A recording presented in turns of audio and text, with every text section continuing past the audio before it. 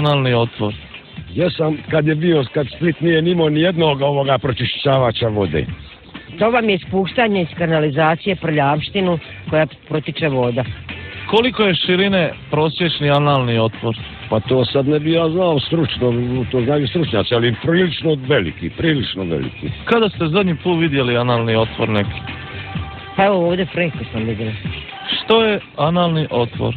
A to je otvor u gradu Splitu od jednog Dioklecijanovog prolaza. Ili prolaz ili Znači Dioklecianovi podrumi su analni otvor. Da.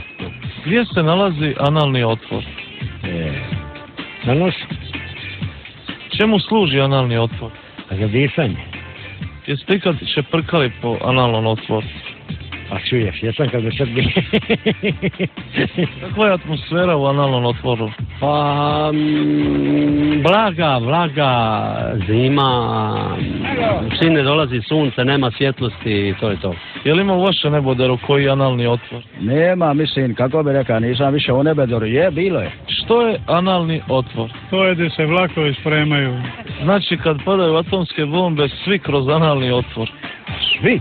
A to su veliki otvori za ventilaciju. Gdje se nalaze analni otvori? Na velikim zgradama. Ste kad vi vidjeli izbliza neki analni otvor? Pa ponekad. Što je analni otvor? To su mjesta gdje se guraju cijevi, ili podvlače cijevi, kako ćemo. Jeste ikad vi gurali šta u analni otvor? Nisam do sada nikada. Bili voljeli? Hvala Bog da. Kolike je širine otprilike taj otvor? Pa možda metar sa metar. To je onda jedan veliki, ogromni analni otvor. Jeste. Možete je samo snimiti za povrede torture. Analni otvor, to je na... guzici. Hvala. Jesam pogodio?